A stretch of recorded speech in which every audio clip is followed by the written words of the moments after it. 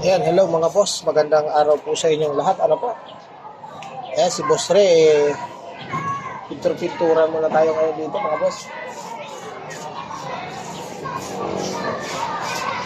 Yan po kasi, alam nyo mga boss, ah, tawag yan, dalawa lang kami ngayon gumagawa dito. Dahil yung isa, hindi na naman nakapasok. Ano ko ba? Ano po? Tapos, yung si Boy Labo, masama ang pakiramdam. Kaya ang kasama ko ngayon mga boss dito, isa nasa taas si Nano lang. Ano po? Ay pinipinturahan natin 'tong mga bakal na to para yan. Para magmukhang bago. Ay mga boss. Hindi pa ako makabili ng kailangan kong 3/4 na plywood doon sa loob ng kwarto ni Kuya, diyan sa kwarto na yan, dahil sa naubusan ng stock mga boss. Hindi naman pwede umorder ako sa ibang hardware dahil sa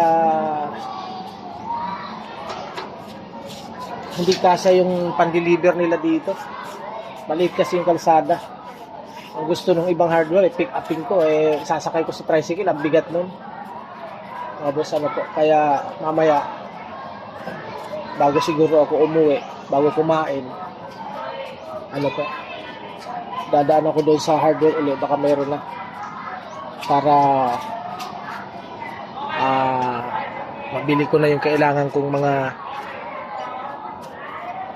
plywood na 3/4 dyan sa cabinet ni Kuya.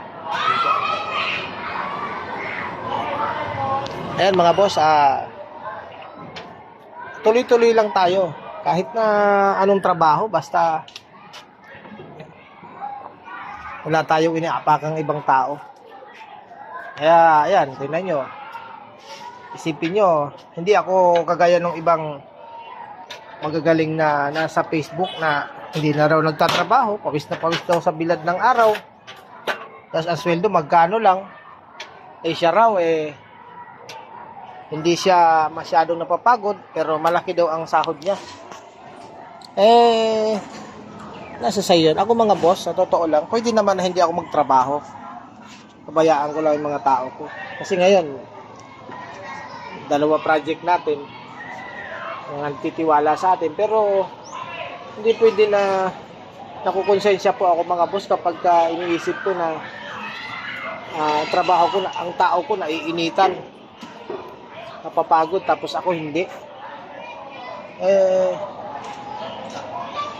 Trabaho talaga ako. Saka yung mga masiselan, kagaya nung mga pagta-tiles sa electrical, ako na po ang gumagawa nun talaga. Hindi ko pinapagawa sa tao ko yung mga boss. Kasi nga, pag nagka-problema, ako alam ko kung anong gagawin ko. Kung tao natin ang gumawa, tao ko, hindi ko alam kung paano diskarte niya doon, nagka-problema. Siyempre, babalikan mo yun. Alangan naman iwanan mo, hindi mo balikan yun. Sinabi na may-ari, kunyari, katitira lang nila, sira agad. Bawa sa electrical, katitira lang, may problema na sa mga saksakan. Kung hindi akong gagawa, hindi ko alam kung anong ginawa ng tao ko ron. Di ba? Kaya ako talaga ang gumagawa ng mga masiselan. Masiselan po kasi sa electrical. Hindi po ako nagtapos ng electrical engineer, pero siyempre nakakaintindi naman tayo dahil sa experience na po natin.